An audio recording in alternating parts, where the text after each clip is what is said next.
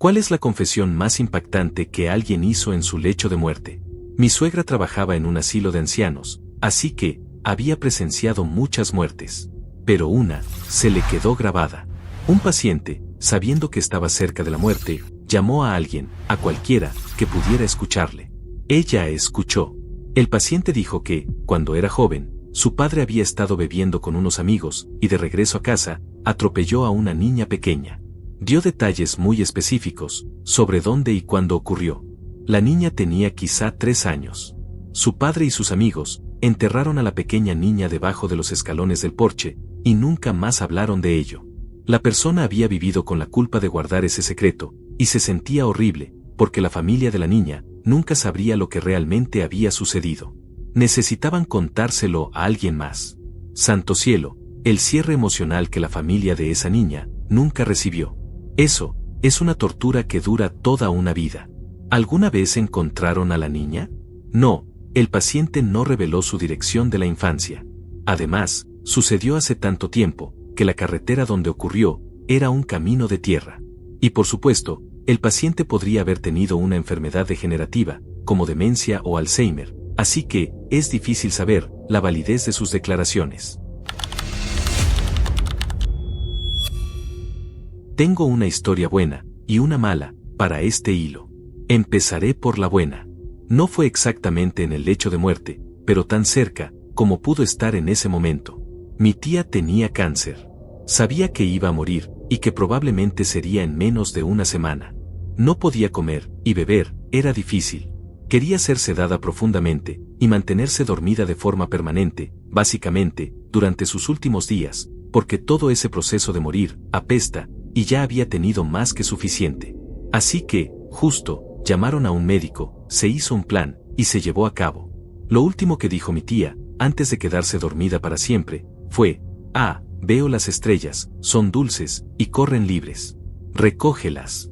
Y fue entonces cuando se quedó dormida. Murió 3 días después. Nadie sabe qué quiso decir, pero de alguna manera, esas últimas palabras encajaban con su personalidad, así que mi tío, su esposo, se las tatuó en el pecho, sobre su corazón. Ahora la mala. Mi otro tío había tenido un accidente automovilístico. Fue grave. En la ambulancia, camino al hospital, dijo: dile a mi esposa que Wendy es mi hija, y que la amo, nombre cambiado por privacidad. Murió unos minutos después, debido a una hemorragia interna. Wendy era la hija de los vecinos, en ese entonces una niña de 5 años. Eso causó un escándalo enorme, puedo asegurártelo. ¿Cómo terminó esa historia? Los vecinos se divorciaron. Después de eso, principalmente discusiones.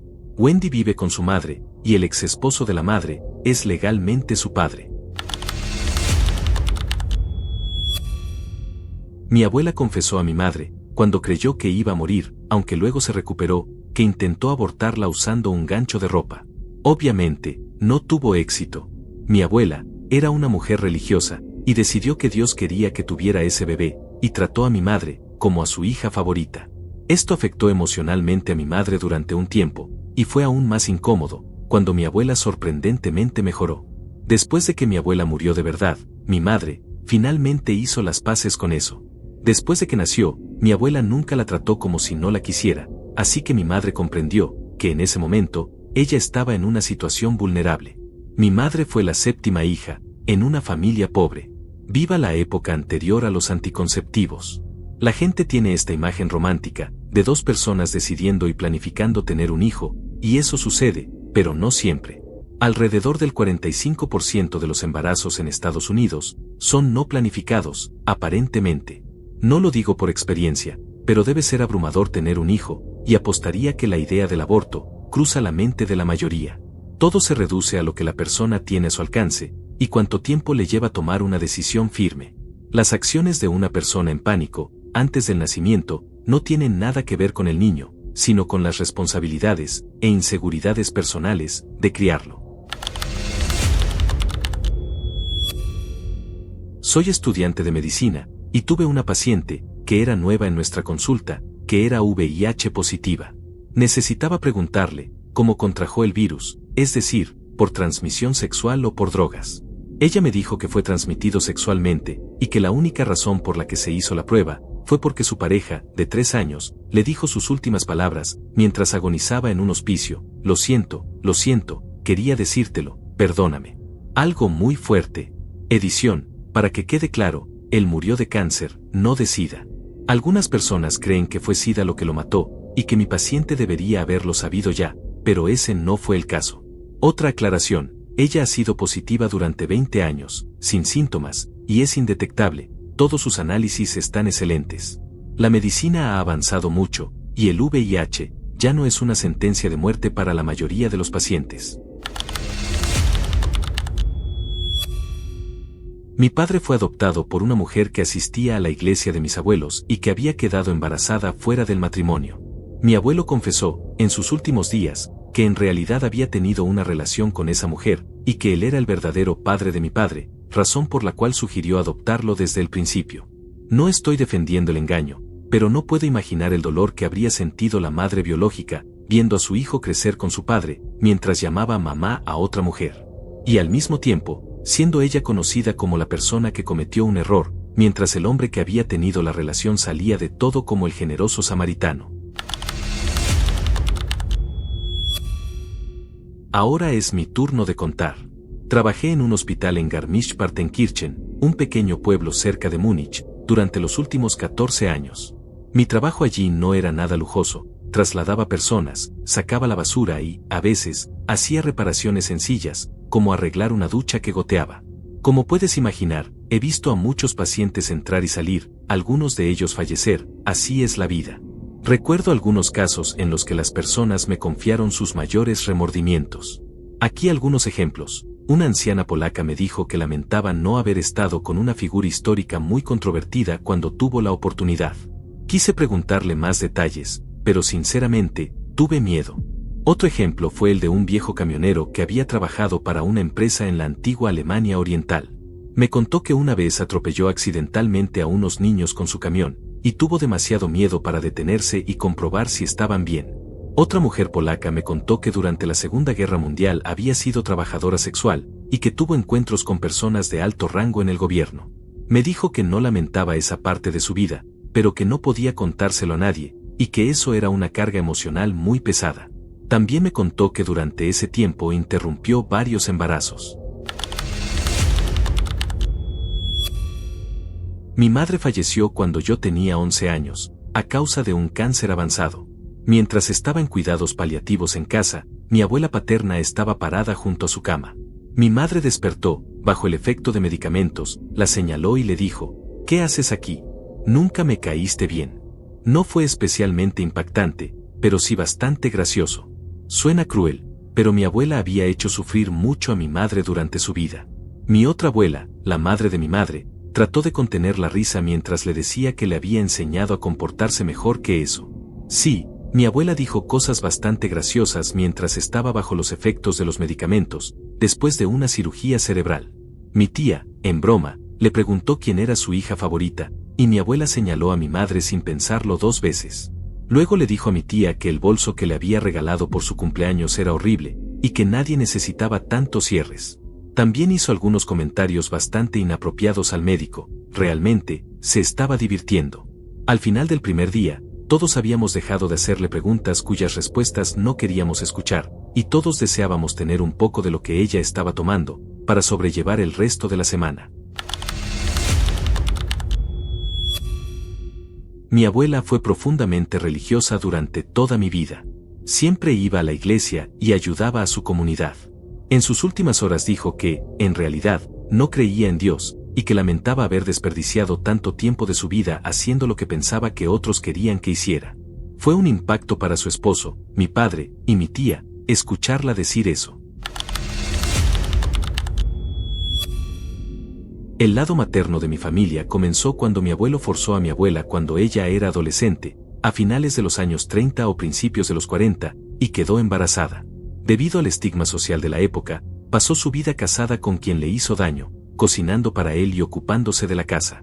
El lado paterno de mi familia comenzó cuando mi abuelo y la niñera, mi abuela, huyeron juntos, llevándose al bebé, el dinero y algunos muebles. Ambas fueron confesiones hechas por mis abuelos antes de morir. Relatadas por mi madre antes de fallecer, mi tío abuelo admitió que había acabado con la vida de su primera esposa, tras encontrarla abusando del hijo de su vecino, cuando el niño tenía solo 5 años.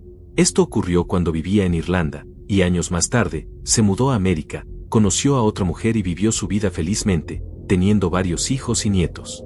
Esto dejó a la mayoría de la familia en shock, ya que mi tío abuelo era considerado una de las personas más pacíficas que uno podría conocer. No hay explicación sobre cómo logró evitar las consecuencias legales, ni detalles adicionales sobre el asunto. Falleció unos minutos después. Esto dejó conmocionada a mi familia durante un tiempo. Alemania, después de la Segunda Guerra Mundial.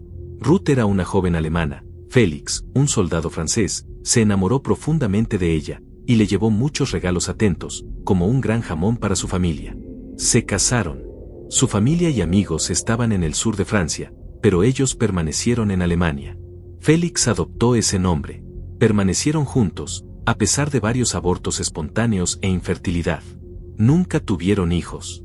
Ruth murió primero, alrededor de 2010. En su lecho de muerte le dijo: «Sabes, Félix, siempre me caíste bien, pero nunca te amé». Mi madre me contó sobre la muerte de su padre, mi abuelo, y sus últimas palabras. Dijo que estaba en su lecho de muerte, y que era evidente que el final estaba cerca.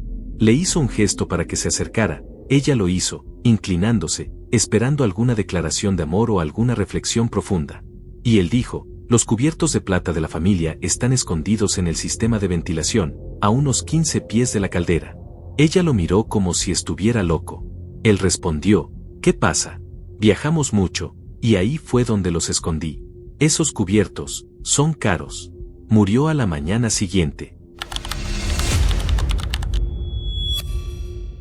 Mis primos y yo estábamos reunidos alrededor de la cama de cuidados paliativos de mi abuelo mientras agonizaba. Cada uno de mis primos, y éramos muchos, le dio un beso y trató de hablar con él, le decía que lo amaba, etc., pero él no respondía a ninguno, solo los miraba fijamente. Hasta que me tocó a mí. Me senté al borde de su cama, sosteniéndole la mano. Todos nos miraban. Me miró y dijo: «No me gusta la comida mexicana». Y eso fue todo.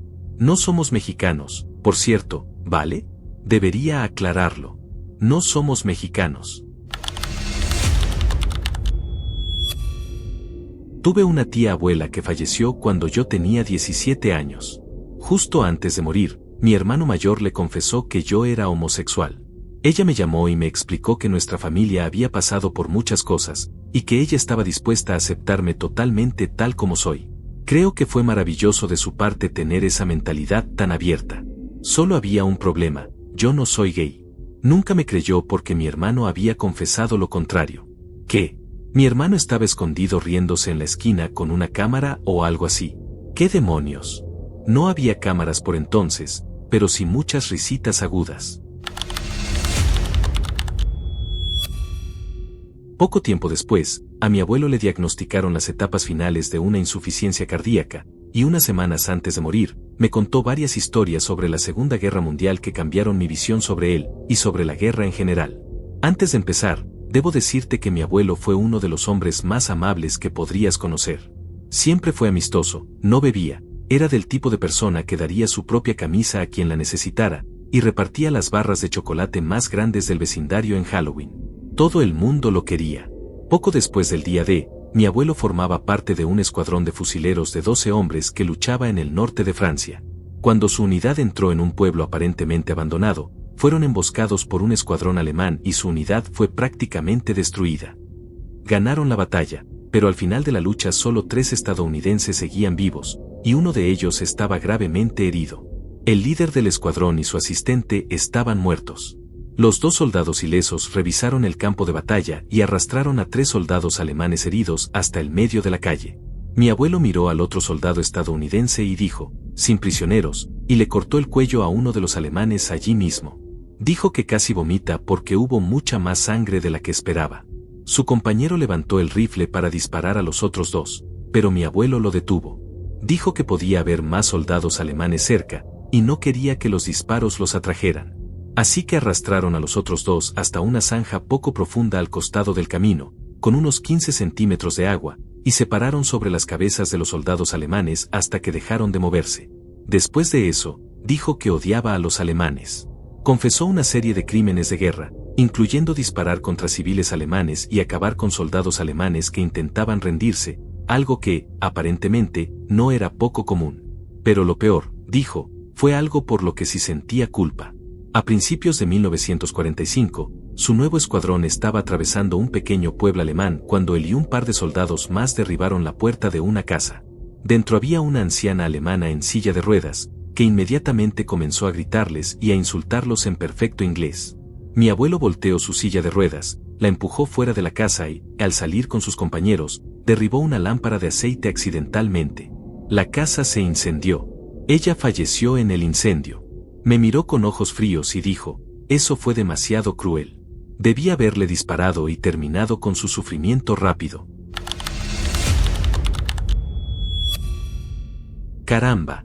No presencié esto personalmente, ya que fue algo entre mi abuelo y su padre. Mi bisabuelo no era un buen hombre. Maltrataba a sus hijos, y una vez golpeó a su hija con la pata de una mesa. Supongo que hizo lo mismo con su esposa. De todos modos, ella lo dejó y dejó atrás a los niños. Esto fue en los años 30, y supongo que no le permitió llevarse a los niños con ella, y en aquella época, los derechos de las mujeres no eran precisamente favorables. Mi abuelo se fue de casa a los 8 años y se valió por sí mismo el resto de su vida.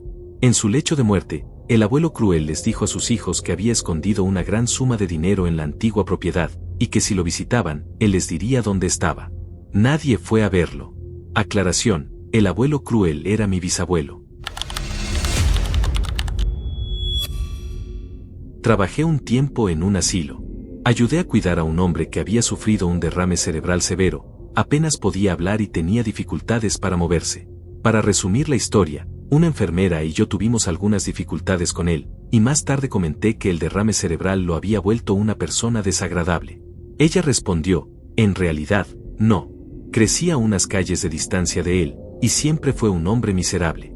Siempre estaba bebiendo y maltratando a su esposa e hijos. Sus hijos venían a nuestra casa todo el tiempo y se quedaban, y mis padres los acogían porque los trataba muy mal. Luego tuvo ese derrame cerebral y lo dejaron aquí. Nunca vienen a verlo, ni siquiera en Navidad o en su cumpleaños. Si necesitamos que vengan por algo, entran a vernos a nosotros, no van a su habitación ni preguntan por él. Solo hacen lo que hay que hacer, y se van. Mi abuelo le dijo a mi padre que lo amaba por primera vez cuando estaba muriendo de cáncer. Mi abuelo fue alcohólico durante toda la infancia de mi padre y tuvo una relación difícil con la familia. Así que esto fue bastante sorprendente de escuchar. Mi abuelo era un hombre bastante áspero. No fue malo conmigo, pero nunca hablaba de amor ni era muy afectuoso. Era divertido, y yo lo amaba, pero no era del tipo cariñoso. Yo vivía en el campo, pero mi abuelo vivía en la ciudad. Una noche me estaba preparando para un baile de secundaria en su casa, y me estaba maquillando. Me dijo que yo era hermosa y que no necesitaba usar maquillaje. Nunca me había dicho nada parecido antes, así que me sorprendió mucho. Murió de un ataque al corazón al día siguiente. Así que no fue exactamente en su lecho de muerte, pero sí bastante cerca. Mi padre tenía Alzheimer y terminó en una unidad especial. Estaba ciego y casi sordo. Un día lo estaba visitando. No sabía quién era yo, pero comenzó a hablar sobre mí. Dijo que yo había logrado más en la vida que él, y que estaba orgulloso de mí. En vida era un hombre callado, y nunca me dijo eso mientras yo crecía. Mirando atrás, hizo cosas que yo, en mi torpeza, nunca entendí que eran por mí. Por ejemplo, cuando se jubiló, sus compañeros le preguntaron qué quería como regalo. Eligió una calculadora científica. Esto fue en los años 70. Él no tenía ningún uso para ella. Me la dio a mí, para la universidad. Yo pensé que simplemente me la estaba pasando, sin darme cuenta de que la había pedido pensando en mí. Mi madre era originaria de China, aunque ahora vivimos felices en un país europeo. Regresamos a China para pasar las últimas semanas de vida de mi abuela, quien estaba muriendo de cáncer terminal. En sus últimos días, mi abuela pidió que mi madre se quedara a solas con ella, y fue entonces cuando le reveló que no era su hija biológica. Mi abuela confesó que había comprado a mi madre a una red de tráfico de menores, algo tristemente común en China, porque había intentado durante muchos años tener hijos sin éxito. Mi madre lloró mucho, no solo por el dolor inimaginable que sus padres biológicos debieron sentir al perder a su bebé, sino también porque mis abuelos adoptivos fueron más allá de lo esperado para tratarla como su pequeña princesa. Literalmente, la trataron como si fuera su propia hija. Nunca fueron abusivos, y siempre le dieron lo mejor en la vida. Incluso hicieron el esfuerzo de enviarla a Estados Unidos para que estudiara en la universidad, a pesar de que no eran ricos, ni mucho menos. ¡Guau! No puedo imaginar lo duro que debe haber sido para mi madre procesar eso. Mi corazón está con ella. Ojalá hubiera una manera para que sus padres biológicos supieran que ella está bien. Mi madre realmente consideró buscar a sus padres biológicos. Pero después de tantas décadas, la probabilidad de éxito es casi nula. ¿Quién sabe si sus padres biológicos todavía están vivos? Además, incluso si mi madre lograra encontrar a sus padres biológicos, sería extremadamente incómodo interactuar con personas a las que se supone que debe amar con todo su corazón, pero con quienes no tiene una conexión real, porque nunca vivió con ellos durante sus años formativos para desarrollar ese vínculo especial.